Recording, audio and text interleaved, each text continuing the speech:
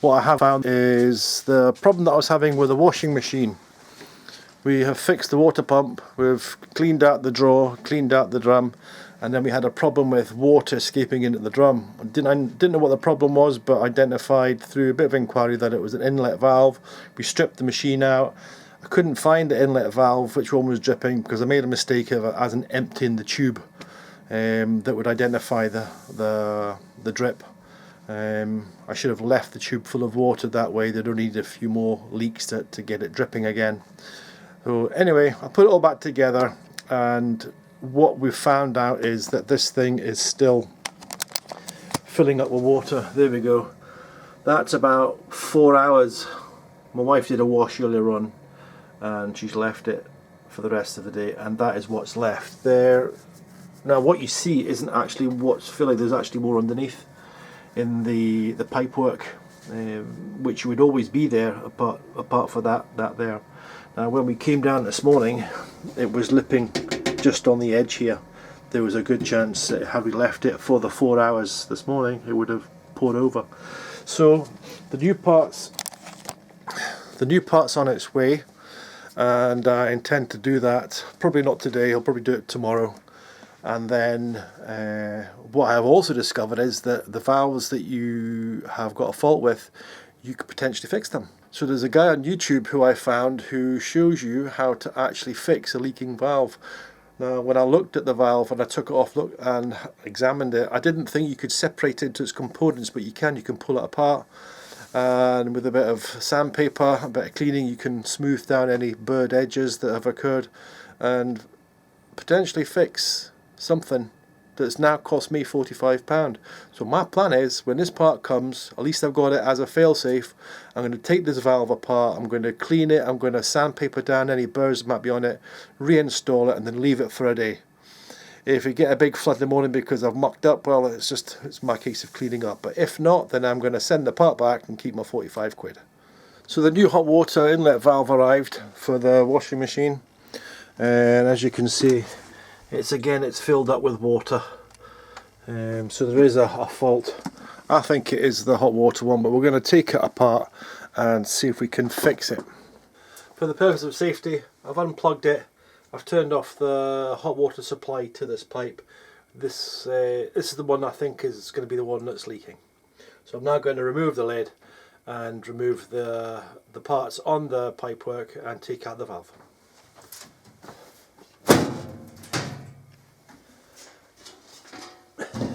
So our next step is to disconnect this hose pipe.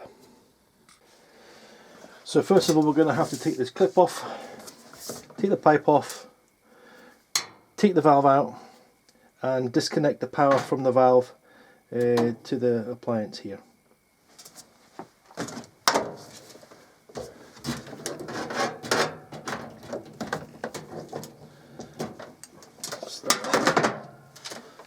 There might be a drip of water from this.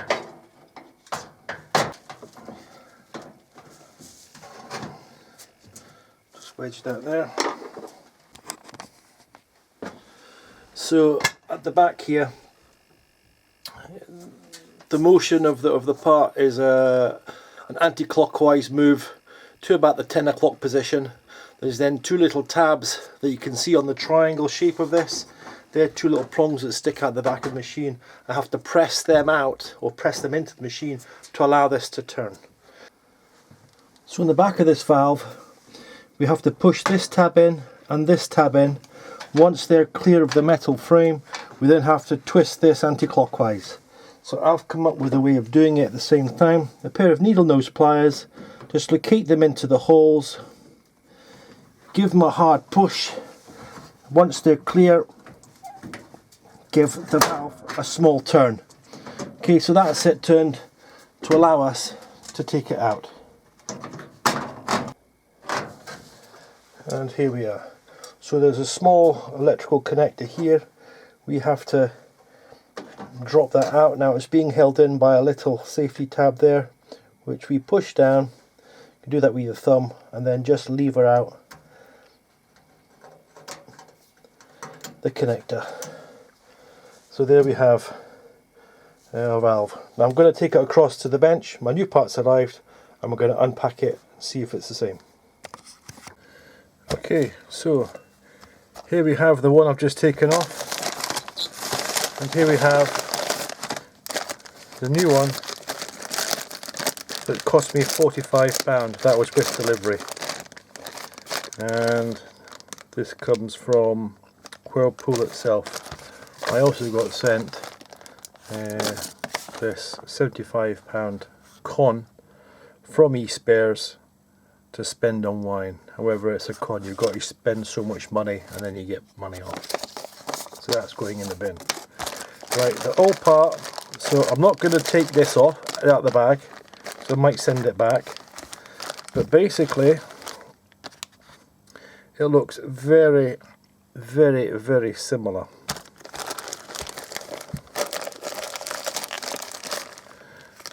The connector goes in a different way. If we see here, it goes on the original, it goes in that way. On this new one, it goes in that way. But I would say it's virtually identical. Now the next part is to take this off, and I will put a link in the description of the YouTube site that I found that shows you how to do this. So apparently all you do is you prise this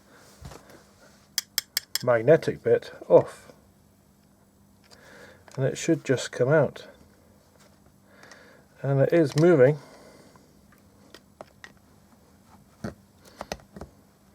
There we go. If you just get your screwdriver into here and just prise up, it'll eventually allow you to pull it apart. So to remember the orientation for putting it back together again is the, for me to remember, it's these two facing down the way, same direction. Right, so we're left with these two parts. They just push together. So what we do now is get because we haven't got a spanner to suit that, if we get a pair of needle nose pliers, put it in and then start to turn, it turns anti-clockwise and it comes out. Now inside the looks quite clean. We've got that. We have a diaphragm, and we have, it's like a plunger, something in here, and we have a small spring. Now the plunger looks like it could be cleaned up.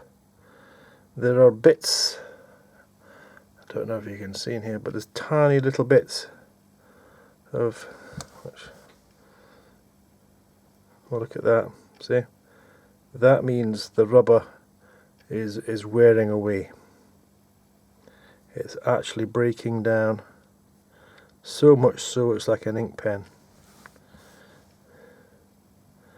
And that's where the leak's going to be. It's going to be from this.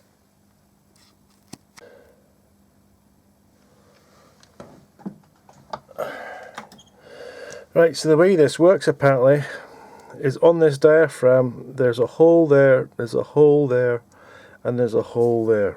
I don't know if you can see them. And there's a hole there. And the water comes through here, and it's all about equalizing pressure. I'm not going to go into it, I'll let you go onto the website. And the website is called Alberta Laundry Systems, and the actual video is called How to Repair Water Inlet Valves on Electrolux and Wascoma Washing Machines. A nice gentleman there breaks it down for you. Now, I'm looking at this valve, sorry, this diaphragm. Now I'm used to diaphragms from stripping out carburetors and whatnot. But look at this. This has the same problem. Yeah, it's got an even bigger problem. It's starting to fade away, and also it looks like it is potentially just split. It's just falling apart in my hands. It's just knackered. So I now can no longer maintain this and put it back in. I have no option but to put this back in. That's a real shame, That's £45. However, I'm going to put this in, and tomorrow if there's still water in, then I'm going to change the cold water one, which is the same shape but it's made for cold water. The price difference is £5 between the hot water and the cold water one. So we'll crack on and start to do that now. So quickly, just to show before it goes back in, it goes back in this way, and if you see that on there is a raised point and on there is a raised point, they're the 2 points that go into the holes. If you see them there, put my finger in the hole. One goes in there, one goes in there, and the other one goes in there. And they just locate this valve so it doesn't move. Right, so first we've got to start off by putting the power supply back in, and that just clicks in. Make sure it's settled. Then we feed this through into the back here, and make sure that these two tabs are going to be in position. We start off with it just catching, and then a wee bit of force and it'll click into position. That's it, solid in position. Okay, now let's get the hot water pipe connected up.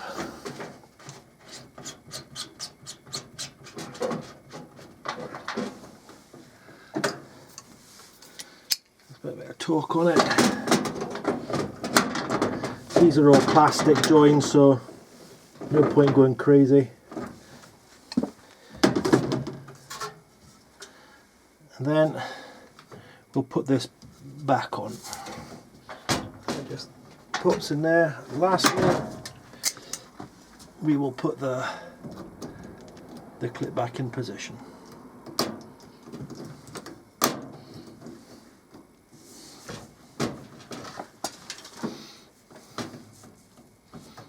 There we go. And that's it. We'll get the lid back on.